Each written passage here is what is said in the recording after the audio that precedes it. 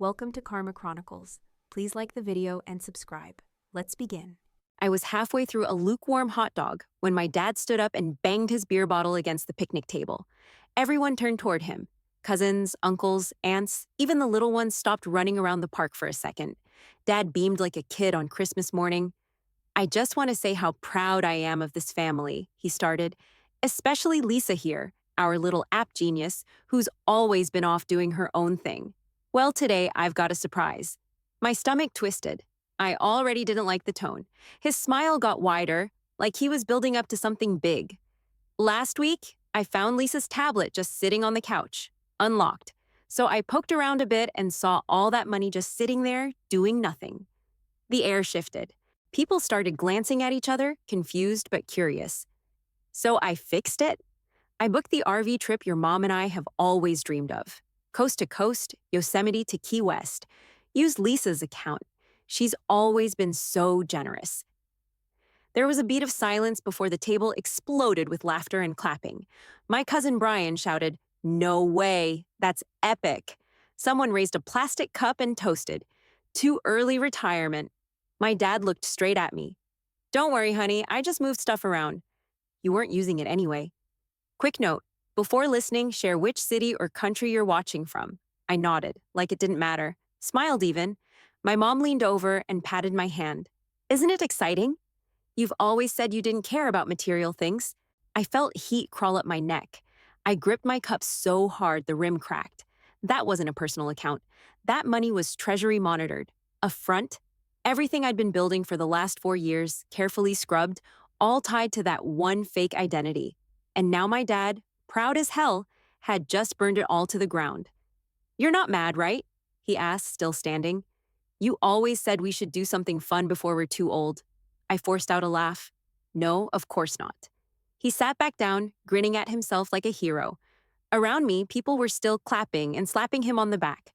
I stood up and excused myself to go grab more ice. My legs were shaking. I made it to the cooler, knelt down, and buried my face behind the lid. My hands were sweating. My chest felt tight. I breathed in through my nose and started counting. 1, 2, 3. Back at the table, my aunt yelled, "She's too chill. I'd be freaking out." I grabbed the ice bag and slammed the lid shut. I dropped the bag of ice on the table and sat down like nothing happened. My jaw was tight, but I kept the smile glued on. Mandy took one look at me and smirked. "Still rocking the same Target hoodie, huh?" she said. "You know, I almost wore mine to paint the garage last weekend." I didn't answer, just sipped my drink and looked off toward the playground. She wasn't done. "Honestly, I don't get how you live like that. No real job, no car with AC, no health plan. It's like you're still 20. "Minimalist living is a choice," I said, keeping my tone flat. "Sure," she laughed, turning to her husband, Greg. "Babe, remember when Lisa said she doesn't believe in owning a TV?" Greg chuckled and popped a chip into his mouth. Yeah. I mean, hey, if I wanted to do nothing and live broke, I'd call it a lifestyle too." I could have snapped, but I didn't. I just sat there, listening, pretending I didn't want to flip the table. They had no idea how hard it was to keep a fake life so perfectly boring. How much time I spent wiping metadata, parking in the same spot every day, updating apps no one used. I drove a 12-year-old Corolla because it looked like someone who worked freelance in design would drive it. I paid cash for everything, even my damn toothpaste. "You know what I think?" Dad said, reaching for the cooler. "You've been stuck in your head too long. This trip will be good for your mom and me, and your savings were just collecting dust." I turned slightly toward him. "Which app did you use, Dad?" He popped the top on a soda and grinned. "The one on your tablet, that green one you always tap." I remembered your password, same one you used in high school. Lucky for me, it still worked. My stomach dropped. That account had two-factor authentication, meaning he'd seen my codes. He'd been inside my texts. "You always said you'd teach me to invest," he added, puffing up like he won a damn trophy. Well, I took initiative, moved stuff into real growth areas, travel stocks, cruise lines, even bought a little crypto. Everyone's doing it now. I swallowed the burn in my throat. "You moved it all." "Not all," he said, like that made it better. "Just most of it. Figured you wouldn't mind since you're always off the grid anyway." Mandy leaned in with that same smug grin. finally putting your money to good use. I mean, what's the point of saving if no one benefits? Greg added, bet this is the biggest impact you've made in years. I locked eyes with him. Funny, I was just thinking the same about you. He didn't like that. His smirk twitched. Mom stepped in before it got worse. Honey, don't be mad. You know your dad's just trying to help. You've never been great with money. Remember that debit card incident when you were 17? I stared at her. That was 15 years ago. She smiled like it was cute, and you're still letting your account sit there while we're trying to make memories. Your dad saw a way to help. Help? I said, sharper now. She didn't flinch. You've always needed someone to manage things. You think too much. That's your problem. I stood up and walked over to the grill, pretending to check on the burgers. My heart was thudding hard. They thought they were being generous, clever even.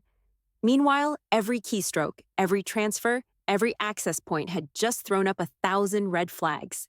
Behind me, Mandy said, "You're welcome, by the way, for helping you get out of your little cave." I flipped a burger and let the grease pop into my arm. The sting felt good. I stood at the grill longer than I needed to, flipping patties like my life depended on it. I didn't trust my face yet, not with the pressure building behind my eyes. The algorithm would have caught it already. The Treasury system flagged that account within seconds. Wrong device ID, wrong IP address, wrong patterns. My dad thought he was being clever. All he really did was light a match and toss it into federal gasoline. My handler had prepped me for scenarios like this. You don't panic, you don't explain, you wait. Let it play out. Let the system handle what humans can't. Behind me, Aunt Cheryl let out a too loud sigh. Lisa, I was just saying to your mom, remember how you always found an excuse not to come on family trips? Yellowstone, Myrtle Beach. Heck, you didn't even chip in for the cabin we rented for Grandma's birthday. I turned around and offered a tight smile. Guess I was just busy working. She waved that off. Come on, your sister's got a 9 to 5 and still manages. Don't take it the wrong way, but you've always been a little separate. Mandy jumped in. It's the artistic brain, right? Too much thinking, not enough doing. Everyone laughed. I stared at them. Not a single one of them knew I'd spent the last 3 years hunting money launderers who moved dark money through fake real estate holdings and dummy import companies. Not one of them knew the front they just torched was tied to a cartel surveillance ring I'd been working to flip. They just saw a hoodie and a 10-year-old car and assumed I was behind in life.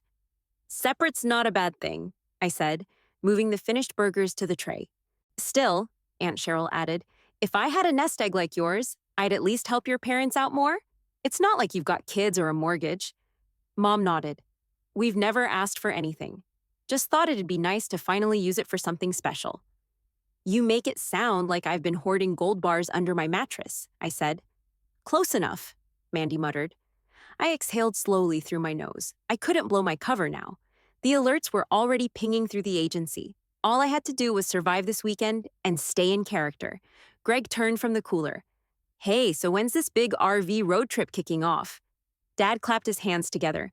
Monday morning. We've got the route all planned. Grand Canyon, Vegas, up through Montana. It's gonna be legendary. Monday. That was exactly 72 hours after the transfers. I didn't react, but inside I was counting seconds now. That was enforcement window timing. Once that clock hit, everything would hit at once. Data freeze, account lockdown, interception notices to federal transport hubs. You sure you want to start that early? I asked, casually. Gonna be a lot of traffic. Dad laughed. That's why we want to beat the Monday rush. Hit the road at 6 a.m., beat the sunrise. He was so proud. It made my skin crawl. Mandy handed me a paper plate. Well, at least something exciting is happening in your name for once. I took the plate, my hand steady, even though my chest was full of static. Yep, I said. Exciting's one word for it. I got home, locked the door behind me, and went straight to the closet. Pulled down the shoebox from the top shelf and took out the burner laptop. No Bluetooth, no webcam, no saved logins. Just a single-purpose machine wired for one thing: monitoring asset integrity. I flipped it open, booted up the secure environment, and logged into the back channel. The alerts were lit up like a Christmas tree. Red across the board: unrecognized device access, geofencing breach, privilege escalation from a non-whitelisted IP. It was official. My dad hadn't just poked around. He'd tripped every sensor. The Treasury system already tagged the account as compromised. We were inside the 72-hour window, and enforcement protocols were already warming up. I opened the encrypted comms field and typed the message I was trained to send, fast and clean. Cover integrity risk, contact expected. I hit send. That was it. Clock was ticking now. A few seconds later, my phone buzzed. New email from Dad. Subject: just in case you were worried. I opened it. A ZIP folder. He'd scanned everything: screenshots, PDFs, confirmation emails, timestamps, password entries, every single transaction he made, even a damn selfie with the RV salesman. He was proud of it, thought this was proof he'd done it right. I downloaded it to a dummy drive and air-gapped it from the laptop, dragged the whole package into the secure upload folder, and sent it off to the department. No message, just the evidence. There was no way out of it now. They'd act fast. My personal phone buzzed again. Mandy, of course. A meme this time, a cartoon of a giant golden goose with my face edited onto it, laying dollar-shaped eggs into our parents' hands. Caption: Lisa finally contributing to the family. I stared at it for a second, thumb hovering over reply. Then I just deleted it. I stood up and walked to the window. Quiet street, same mailbox, same rusted Honda parked in the same spot. Everything looked exactly like it was supposed to. Like Lisa, the freelance app designer, lived here and had nothing to hide. But the cover was blown. Even if the family never learned the truth, the integrity was gone. I couldn't risk lingering any longer. I opened the supply bin under my bed and started pulling things: the go bag, the other burner phone, the alternate ID. I laid them all out on the desk, running through my mental checklist like I'd rehearsed 100 times. Close, neutral, forgettable, laptop, wiped, flash drives, encrypted, credentials, ready. Another buzz, this time from the agency line. Package received. Processing. I closed the message and shut the laptop. Everything was moving now. The go bag sat by the door like a waiting dog. I barely slept, sitting in the dark while my phone buzzed on silent. At 6:15 Monday morning, the vibration didn't stop. I flipped the screen over. A text from Mom. They've detained your father at the airport. They took Uncle Ray and Brian too. Customs stopped us at the gate.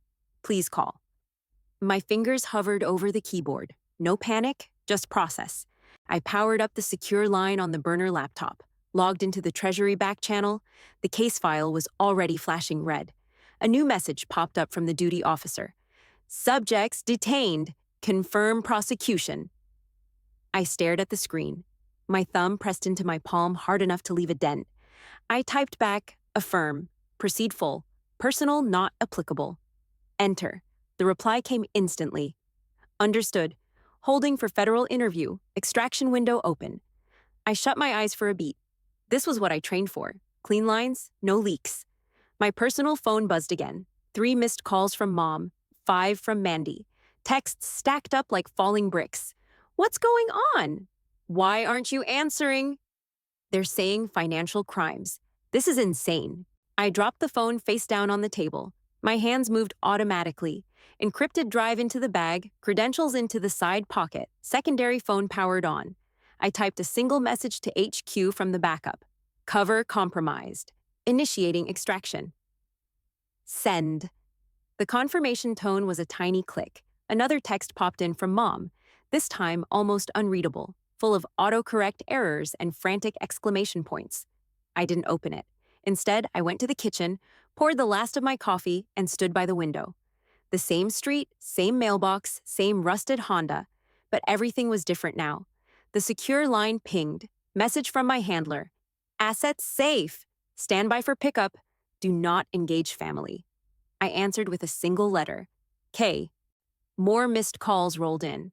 My phone lighting up like an emergency beacon. Mandy now. I swear, if you knew about this, call me now. I turned the ringer off completely, pulled on my jacket, tied my hair back, checked the bag again. Passport, IDs, drives, burner, cash, everything in its place. Another message from HQ. Transport ETA 0900, location confirmed. I zipped the bag. The sound felt final. The phone buzzed once more. Mom again. This time, a voicemail notification. I didn't listen. I took one last look around the apartment. Neutral art, clunky laptop, mismatched dishes. All of it staged to be forgettable. My handler had told me once, when it blows, you move like you're stepping over a puddle, not like you're running from a fire. So that's what I did. I slipped the laptop into the bag, slung it over my shoulder, and reached for the light switch. The phone buzzed yet again, skittering across the table. I let it vibrate until it fell silent. Then I shut off the lights and opened the door. I didn't plan on calling. I wanted to keep moving forward, leave the mess behind. But the voicemail finally broke me down. Not because of what it said, because of the sound. My mom's voice was cracked open in the background, crying, yelling, trying to breathe between words. I sat on the edge of the bed, stared at the wall, and hit call. She picked up on the first ring. Lisa. Her voice was jagged, shaking. Oh my God. What is happening? Where are you? What's going on? Your dad's in a room with agents, Brian too. Nobody will tell me anything. Mom, I said, steady as a brick wall. I need you to calm down. I can't calm down. They said something about financial crimes. This is a mistake. He didn't do anything. He just used your account for the RV. It was just savings. No, it wasn't. She went quiet for half a second, then snapped back in. What are you talking about? That money was yours. He didn't steal it. He used it for both of you. For a memory. It wasn't mine either, I said. Silence. I work for the Treasury, I continued. I've been undercover. That account wasn't personal. It was part of a front operation. It was monitored, encrypted, and tied to a classified criminal investigation. She didn't speak. I heard the breath leave her lungs like someone had punched her in the stomach. Your dad accessed it using credentials he wasn't authorized to touch. He moved federal assets. He bypassed multi-factor systems, logged fake investment activity, and created a digital paper trail that now looks like intentional laundering. Do you understand what I'm saying to you? She gasped. But he didn't know. He thought it was just your freelance. He still triggered federal protocols, I said. Intent doesn't erase damage. Her voice dropped to a whisper. Jesus Christ. They have him, Uncle Ray, and Brian at the Homeland Terminal. No charges filed yet, but that's only a matter of time. You need to call a federal defense attorney. Today, the one I'm about to give you knows how to handle this kind of case. I gave her the name, spelled it out, and repeated the number. She wrote it all down, sobbing quietly now. I don't understand, she said. You've been living like some little nobody in a hoodie. We thought you were struggling. Your sister laughed at you. I laughed at you. I needed you too, I said. She made a broken sound in her throat. How long? 4 years. My God. She started crying harder now, real crying. Snot, hiccups, the kind that came from deep down. I swear to you, Lisa, he didn't know. He didn't mean to hurt anything. I didn't answer that. You're really not coming, she asked. You're not going to help him. I did, I said. I kept my cover clean for 4 years, protected everyone, followed every rule. That's the help I gave. She couldn't stop crying. I stayed on the line, not saying anything, just letting her fall apart. Finally, when she'd worn herself out into shaky breathing, I said, they'll call you within 24 hours. Cooperate fully. Do not lie to any federal employee, ever. Do not delete messages. Do not send anything to anyone about me. Lisa, I love you, I said, but this is over. And then I hung up. I shut the burner phone off right after the call and packed the last of my cover materials into a black duffel. Tablet, secure drives, key cards, the fake sketchbook with my made-up app wireframes. The go bag stayed zipped. I wouldn't need it after this.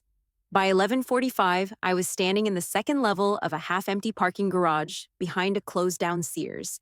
I waited next to a rusted column, eyes on the ramp. Standard protocol, neutral clothes, hair up, bag in hand. A gray Civic rolled in. Tinted windows, no plates. The car stopped. The passenger door clicked open. I slid in without a word. Will was behind the wheel, my handler for the last 3 years. Mid-40s, buzz cut, dry eyes.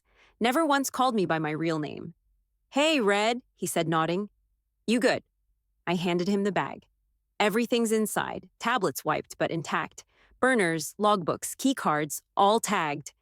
He pulled it onto his lap and started flipping through. Clean as always. I stared straight ahead. Sunlight bounced off the rearview mirror, cutting across the dash. The case is going to prosecution by Friday, he said. They're pushing for expedited processing. Family involvement makes it sticky. Too public. Doesn't change the charges, I said. Nope. He zipped the bag shut. No chance they walk, Lisa. That PDF folder your dad sent might as well have signed a confession. I nodded once. No satisfaction, just facts. You'll be reassigned, he added. Domestic Cyber Division, East Coast. No more field work. I didn't react. You want to fight it? I can put in a request? No, I said. It's done. Will rested his arm on the wheel and studied me. You sure? You could have taken some time off. Most agents don't roll straight into a new post after this kind of hit. This wasn't a hit, I said. It was protocol. He tilted his head, like he was trying to read more out of me than I was giving. You held the line, Red. 4 years of silence. That's more than most people could take. I didn't respond. You walked through this thing like a ghost. Every move surgical, every detail perfect, even after the family started chipping at you. They didn't chip, I said. They took a hammer to the floorboards. He let out a breath of something that might have been a laugh. Still, you didn't crack. HQ saw that. I turned to him, expression flat.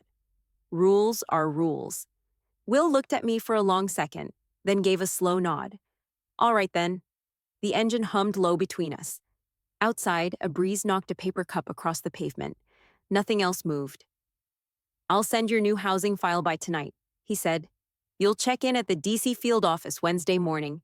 Batch pickup's already scheduled. Understood. Will tapped the bag once. You know, for what it's worth, you did everything right. I know. He shifted into gear. You want to ride out? I'll walk. I opened the door, grabbed the strap of my reel bag, and stepped out. I walked the 5 blocks back to the apartment. No rush, no thinking, just footsteps. By the time I got upstairs and shut the door behind me, the phone was already vibrating again. I dropped it on the kitchen table without looking. Eventually, I flipped it over. Voicemail from Mom. I hit play. Her voice was barely holding together. Lisa. Honey, please help us. Your father didn't know. He didn't mean anything by it. There's gotta be someone you can talk to. Someone who understands this isn't criminal. It was just money.